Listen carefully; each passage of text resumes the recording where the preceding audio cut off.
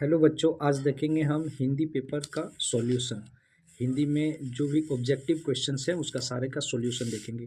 ये जो है वो सेट 1 का है, इसका कोड नंबर 331 है। इसका देखते हैं। 1 नंबर में एक पैसेज है, ठीक है, तो उसका क्वेश्चंस आंसर्स दिया हुआ है, वो देखते हैं। एक का एक है, हम स्वस्थ विचारों की खेती करेंगे तो मन सकारात्मक ऊर्जा उत्पन्न होगा। इसका आंसर हो जाएगा डी। स्वस्थ विचार ही शरीर को स्वस्थ रखते हैं, ये आंसर हो जाएगा। उसके बाद क्वेश्चन है, इस गद्यांश के अनुसार नकारात्मक विचार जन्म देते हैं, तो इसका आंसर हो जाएगा बीमारी। बीमारी नकारात्मक विचार जन्म देते हैं। हमारे विचारों को साकार रूप देने का कार्य किया जाता है, इसका आंसर हो जाएगा सी, अचेतन मन द्वारा। 4 का आंसर हो जाएगा, लोग बीमारी में निवेश करते हैं, स्वास्थ्य में नहीं। इसका क्या आशय है? तो ये हो जाएगा, लोग चिकित्सा में पैसा खर्च करते हैं, स्वास्थ्य सुधार के तरीकों में नहीं। ये आंसर हो जाएगा। 1 का 5 है, कथन और कारण। कथन कहता है, वर्तमान समय में लोगों के जीवन में एकाकीपन बढ़ रहा है, लोगों ने अपने प्रति निराशावादी रवैया विकसित कर लिया है। तो ये कारण सही है किंतु कथन गलत है, क्योंकि एकाकीपन बढ़ रहा है ऐसा पैसेज में कहा ही नहीं गया है।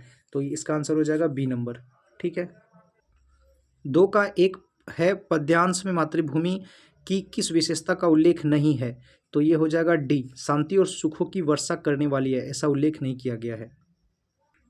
2 का 2, शीतल सुगंधित पवन व्यक्ति पर क्या प्रभाव डालता है?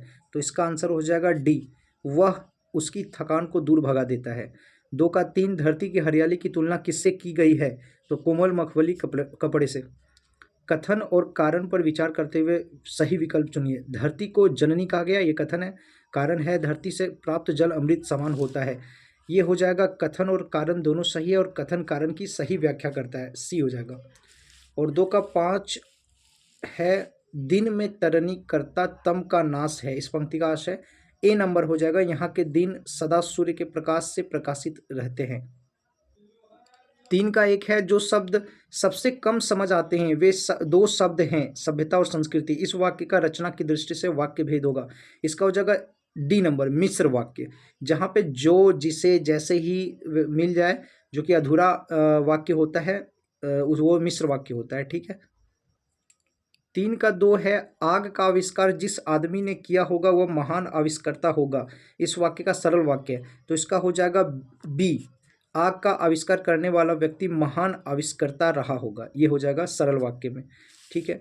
नेक्स्ट देखते हैं, निम्नलिखित वाक्यों में से संयुक्त वाक्य पहचान कर नीचे दिए गए विकल्पों में से सर्वाधिक उपयुक्त उत्तर वाला विकल्प चुनिए। मतलब कि ये 4 ऑप्शन में कौन कौन सा संयुक्त वाक्य है?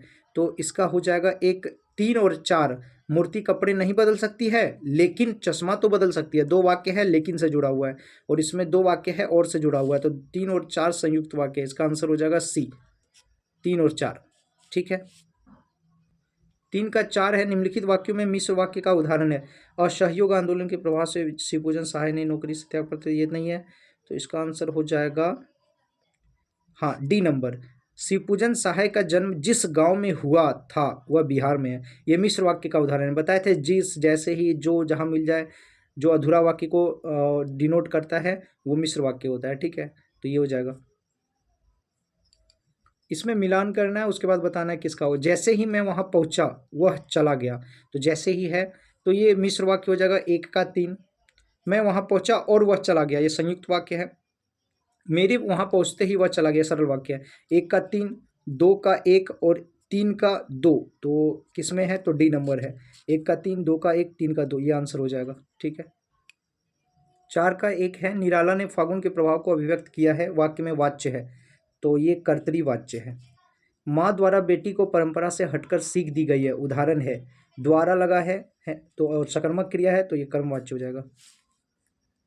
पिताजी हम सबकी बात ध्यान से सुन रहे थे, इसका कर्मवाच्य होगा, तो ये हो जाएगा, पिताजी द्वारा हम सबकी बात ध्यान से सुनी जा रही थी, कर्मवाच्य में द्वारा लग जाता है।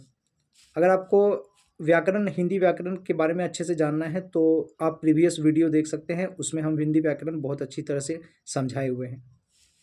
नेक्स्ट है, निम्नलिखित वाक्यों में भाववाच्य का उदाहरण नहीं है, तो इसका हो जाएगा, वह फुटबॉल नहीं खेलता है, वह रोज पढ़ने जाती है। 2 और 4, 2 और 4 जो है वो भाववाच्य का उदाहरण नहीं है। नेक्स्ट है मिलान करने के लिए फिर से, तो अब उनसे टहला नहीं जाता, तो ये हो जाएगा भाववाच्य। ये आक्रामक क्रिया है और से लगा हुआ है, तो ये भाववाच्य हो गया। उससे गीत नहीं गाया गया, तो ये से लगा है लेकिन ये सकर्मक क्रिया है। क्या नहीं गाया गया? गीत। कर्म है, सकर्मक क्रिया है और से लगा है, तो ये कर्मवाच्य हो जाएगा क्योंकि सकर्मक है।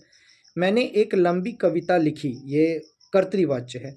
तो एक का दो, दो का तीन, एक का दो, दो का तीन, एक का दो, दो का तीन, तीन का एक, ये ए नंबर हो जाएगा इसका आंसर। ठीक है। 5 का 1, शर्मा जी उसकी बातें सुनकर ठाके मारकर हंसने लगे। इसमें रेखांकित पद का परिचय क्या होगा? मतलब पद परिचय पूछा है, तो ये हो जाएगा ए नंबर। रीतिवाचक क्रिया विशेषण, हंसने लगे क्रिया की विशेषता। उसमें 2 नंबर फिर हो जाएगा मनुष्य का पूछा गया है इसमें पद परिचय, तो ये हो जाएगा जातिवाचक संज्ञा। उसके बाद है मनुष्य है ना, एक वचन पुल्लिंग संबंध कारक, डी नंबर हो जाएगा। उसके बाद है निम्नलिखित वाक्यों में किस वाक्य में कालवाचक क्रिया विशेषण का प्रयोग नहीं हुआ है? तो ये हो जाएगा ये, उसका संतोष धीरे धीरे गर्व में बदल गया। सब में कालवाचक क्रिया विशेषण है, सुबह सुबह कालवाचक क्रिया विशेषण है, जल्दी कालवाचक क्रिया विशेषण, तत्काल कालवाचक क्रिया विशेषण है, लेकिन धीरे धीरे कालवाचक क्रिया विशेषण नहीं है। ठीक है, फिर नेक्स्ट देखते हैं। भानपुरा से मेरी यादों का सिलसिला शुरू होता है। मेरी का बताना है पद परिचय, तो मेरी जो है वो सार्वनामिक विशेषण है, उसके बाद वो बहुवचन है। मेरी यादों है ना, यादों बहुवचन, तो डी हो जाएगा। ठीक है।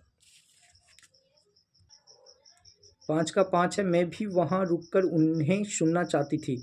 रेखांकित पद परिचय ज्ञात करें रेखांकित का, तो ये हो जाएगा मैं का पद परिचय पूछा, तो मैं जो है वो उत्तम पुरुष है, उत्तम पुरुष सर्वनाम, उसके बाद स्त्रीलिंग है, एक वचन है, कर्ता कारक, तो सी हो जाएगा 5 का सी। 6 का 1 नंबर अलंकार पूछा गया है। हनुमान की पूछ में लगन न पाई आग, लंका सारी जल गई, गए निशाचर भाग। हनुमान के पूछ में आग भी नहीं लगाया और सारा लंका जल गया, ये तो बढ़ा चढ़ाकर बताया जा रहा है, तो ये हो जाएगा अतिशयोक्ति अलंकार। ठीक है। उसके बाद है जो नत हुआ वह मृत हुआ, ज्यों वृंत से झरकर कुसुम। इसमें अलंकार पूछा है, तो हम वीडियो में बताए थे व्याकरण में, जहाँ ज्यों त्यों मनु जनु वो जानो मानो ये मिल जाए तो वो उत्प्रेक्षा होता है, तो इसका आंसर हो जाएगा उत्प्रेक्षा। लेटी है श्रांत क्लांत निश्चल, तापस बाला गंगा निर्मल। इसमें अलंकार है मानवीकरण, मानव का रूप में व्यक्त किया जा रहा है। उसके बाद है मेरी भव बाधा हरो राधा नागरी सोई, जात तन की झाई परे श्याम हरि द्युति होई। इसमें अलंकार है श्लेष अलंकार। उसके बाद 6 का 5 है, निम्नलिखित काव्य पंक्तियों में से कौन सा अलंकार पूछा है कि उत्प्रेक्षा अलंकार का उदाहरण है? कौन सा पंक्ति उत्प्रेक्षा अलंकार का उदाहरण है? तो उत्प्रेक्षा अलंकार में देखिए जो मिल रहा है, तो ये हो जाएगा बी नंबर। 7 नंबर में फिर से एक पैसेज है, उसमें क्वेश्चन आंसर है। 7 का 1 प्रभातिया किस समय गाया जाने वाला गीत है? तो ये सुबह हो जाएगा, भोर में। उनके मुंह से शब्दों का तांता लगा था, तो इसका आंसर हो जाएगा ए, वह एक के बाद एक गीत गाए जा रहे थे। फिर गद्यांश में किस ऋतु का उल्लेख है? तो ये शीत ऋतु है। बाल गोविंद भगत की प्रभातियाँ कब तक चला करती थी? तो ये जगह कार्तिक से फागुन तक। ठीक है। उसके बाद है भगत गांव के बाहर पोखरे के ऊंचे भिंडे पर क्यों गाया करते थे? शांत और प्राकृतिक वातावरण के कारण। 8 का 1 है बिस्मिल्लाह खां अपनी दुआओं में क्या मांगा करते थे? अपने सुरों की सलामती, ये हो जाएगा। नेताजी की मूर्ति पर लगे सरकंडे के चश्मे को देखकर हवलदार साहब की आंखें क्यों भर आई? बच्चों में नेताजी के प्रति सम्मान और देशभक्ति देखकर वे भावुक हो गए। 8 का 2 का डी हो जाएगा।